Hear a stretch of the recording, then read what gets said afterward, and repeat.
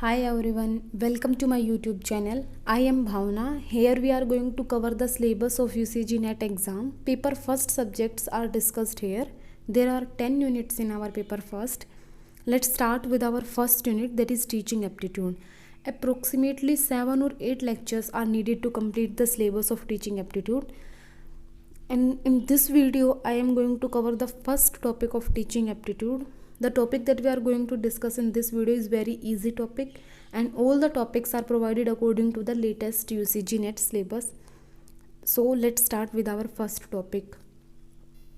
Topics are teaching concepts, objectives, levels of teaching, characteristics and basic requirements of teaching. Teaching aptitude का मतलब क्या होता है? Teaching एक प्रोसेस है जिसके अंदर एक इंडिविजुअल किसी दूसरे इंडिविजुअल को या तो इंस्ट्रक्शंस प्रोवाइड करता है या उसे पढ़ाता है. उस प्रोसेस को हम टीचिंग बोलते हैं. जब एक टीचर एक स्टूडेंट के अंदर एक लेवल ऑफ अंडरस्टैंडिंग क्रिएट करता है, उस कंप्लीट प्रोसेस को हम टीचिंग बोलते हैं.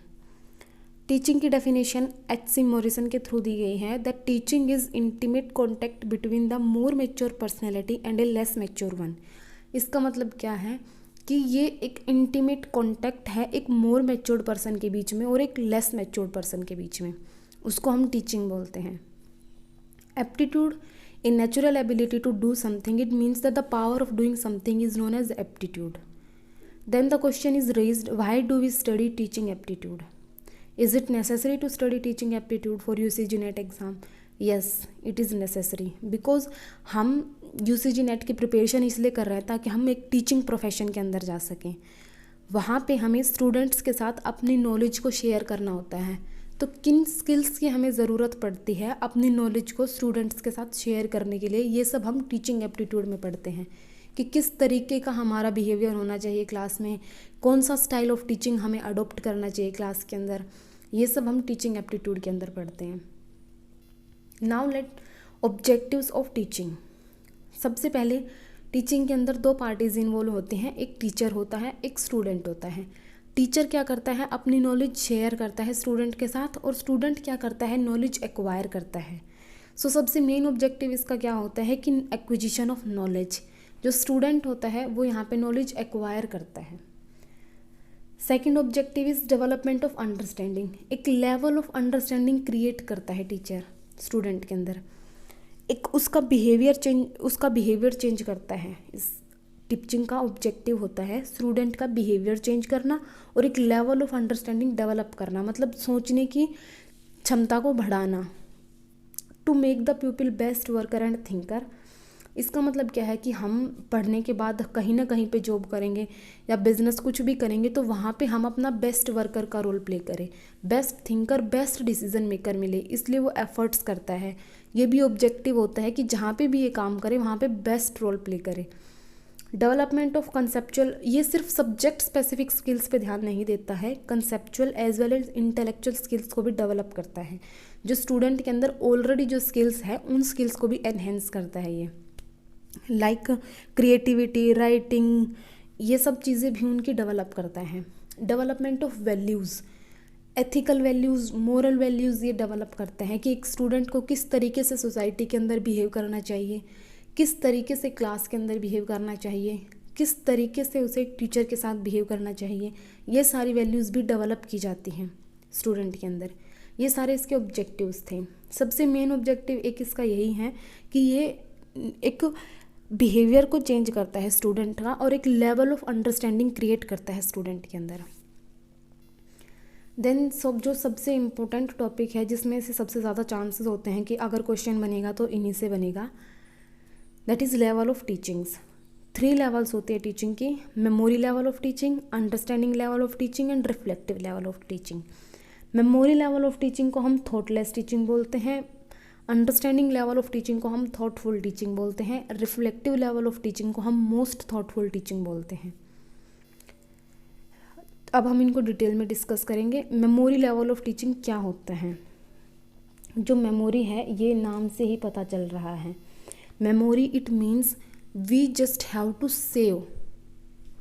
हमें सिर्फ समझना है इसके अंदर हम किस चीज़ पे फोकस करते हैं, रोट लर्निंग पे फोकस करते हैं। इसका मतलब क्या है कि जो हमें पढ़ाया जाएगा सिर्फ वो हमें रटना है, अपनी लेवल ऑफ अंडरस्टैंडिंग को हमें यूटिलाइज नहीं करना है यहाँ पे। सो ये इनिशियल लेवल ऑफ टीचिंग भी बोल सकते हैं हम इसको लोवेस्ट लेवल ऑफ टीचिंग भी बोल सकते हैं। हर्बर्ट के थ्रू दी गई थी ये। इसका सबसे मेन एम होता है कि रोट लर्निंग करवाई जाती है, लाइक नर्सरी के बच्चों को ABCD रटवाई जाती है, वहाँ पे उनका खुद का लेवल ऑफ अंडरस्टैंडिंग कुछ नहीं होता है, वो सिर्फ वो चीज़ पढ़ते हैं जो टीचर उन्हें पढ़ाता है। इसीलिए इसको हम टीचर सेंटर्ड भी बोलते हैं। इसका मतलब क्या है कि टीचर एक बहुत डोमिनेटिंग रोल प्ले करता है।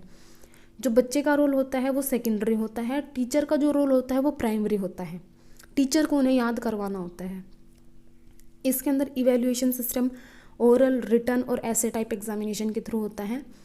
इवैल्यूएशन सिस्टम क्या होता है कि जब हमारे एग्ज़ाम्स होते हैं हम उनको इवैल्यूएशन सिस्टम बोलते हैं, कि जो हमने पढ़ा है उसको हम इवैल्यूएट करते हैं कि बच्चों के समझ आया भी या नहीं।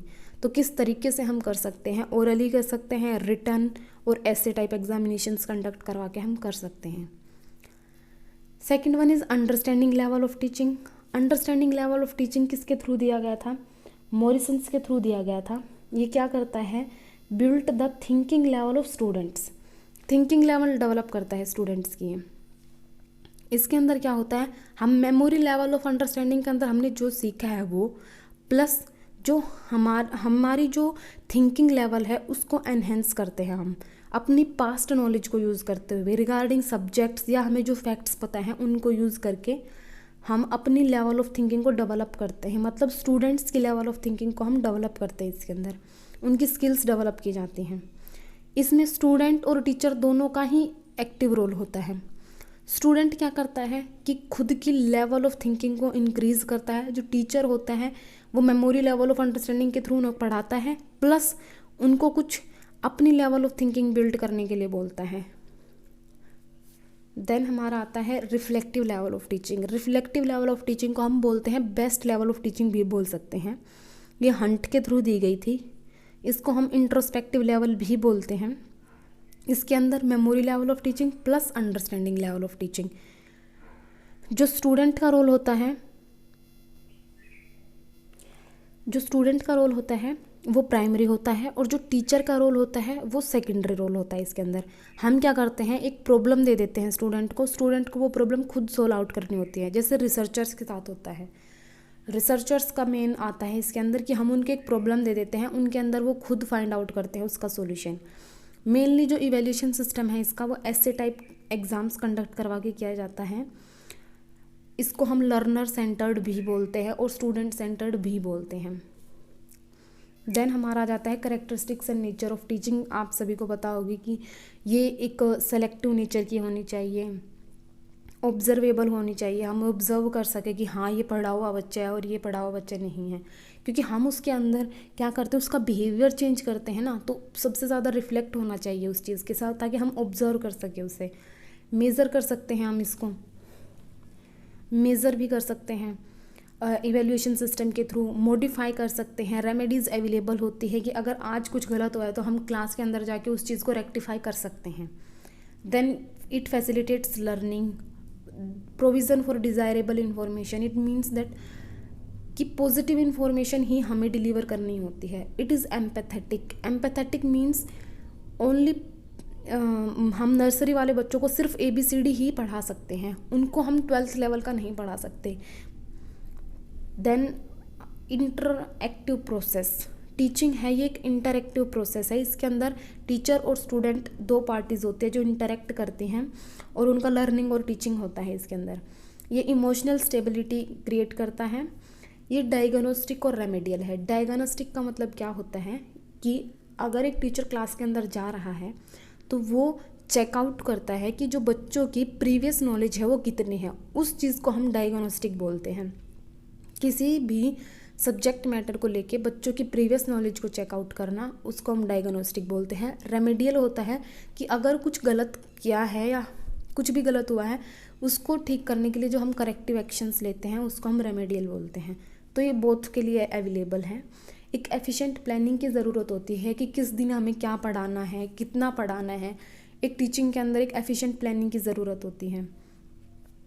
Art and science. Teaching is an art and science. Teaching is a continuous process. Continuous process it means कि ये लगातार चलने वाला प्रोसेस है। ऐसा नहीं है कि हम कभी छोड़ सकते टीचिंग, टिल डेथ हम पढ़ सकते हैं। बेसिक रिक्वायरमेंट्स ऑफ टीचिंग, कुछ बेसिक रिक्वायरमेंट्स हैं कि क्या क्या होना चाहिए टीचिंग के टाइम पे। एक तो टीचर का होना बहुत ज़रूरी होता है, एक स्टूडेंट का होना बहुत ज़रूरी होता है। थर्ड वन इज़ एक एनवायरनमेंट होना बहुत ज़रूरी होता है, एक क्लास हो जहाँ पे बच्चों को पढ़ाया जा सके। तो ये कुछ बेसिक रिक्वायरमेंट्स है इसकी। टीचर स्टूडेंट का एक पॉजिटिव रिलेशन होना बहुत ज़रूरी होता है। स्टूडेंट्स का डिसिप्लिन मेंटेन करना भी बहुत ज़रूरी होता है। टीचर का डिवोशन टीचिंग पे और स्टूडेंट का डिवोशन लर्निंग पे होना चाहिए। एक करिकुलम होना बहुत ज़रूरी होता है। करिकुलम क्या होता है कि कंप्लीट हमने अपना 1 ईयर का प्लान प्रिपेयर कर रखा है कि किस तरीके से हमें क्या करवाना है, कब क्या पढ़ाना है, कब हमारा इवैल्यूएशन सिस्टम होगा। ये सब हम जब डिटरमाइन कर लेते हैं उसको हम करिकुलम बोलते हैं। तो ये एक प्रिपेयर्ड होना भी बहुत ज़रूरी होता है। देन जो इसका मोस्ट इम्पोर्टेंट है, हम एक बार उसको रिवाइज कर लेते हैं क्योंकि इसमें से ही क्वेश्चन आने की सबसे ज़्यादा चांसेस होते हैं। हमने बोला लेवल ऑफ टीचिंग इसके अंदर सबसे इम्पोर्टेंट है। 3 लेवल्स है, memory level of teaching, understanding level of teaching and reflective level of teaching. Memory level of teaching किसके थ्रू दिया गया था? हर्बर्ट के थ्रू दिया गया था। अंडरस्टैंडिंग लेवल ऑफ टीचिंग मॉरिसन्स के थ्रू दिया गया था। Reflective level of teaching Hunt के थ्रू दिया गया था। मेमोरी लेवल ऑफ टीचिंग को हम स्टूडेंट सेंटर्ड बोलते हैं। अंडरस्टैंडिंग लेवल ऑफ टीचिंग को हम सब्जेक्ट सेंटर्ड बोलते हैं। रिफ्लेक्टिव लेवल ऑफ टीचिंग को हम प्रॉब्लम सेंटर्ड भी बोलते हैं और लर्नर सेंटर्ड भी बोलते हैं। मेमोरी लेवल ऑफ टीचिंग के अंदर ओरल, रिटन और ऐसे टाइप एग्जामिनेशन से हम इवेल्युएशन करवा सकते हैं। अंडरस्टैंडिंग लेवल ऑफ टीचिंग के अंदर ऐसे टाइप और objective, and reflective level of teaching के अंदर सिर्फ ऐसे type. Then memory level of teaching stimulus response ये होता है। अंडरस्टैंडिंग लेवल ऑफ टीचिंग के अंदर मेमोरी प्लस इंसाइट, हम मेमोराइज से भी आगे सोचते हैं। And reflective level of teaching के अंदर memory level of teaching plus understanding level of teaching. Reflective level of teaching को हम इंट्रोस्पेक्टिव लेवल भी बोलते हैं। मेमोरी लेवल ऑफ टीचिंग के अंदर रोट लर्निंग पे फोकस किया जाता है। इनमें स्टूडेंट और लर्नर दोनों का ही एक्टिव, स्टूडेंट और टीचर दोनों का ही एक्टिव रोल होता है। And reflective level of teaching के अंदर सिर्फ लर्नर सेंटर्ड होती है।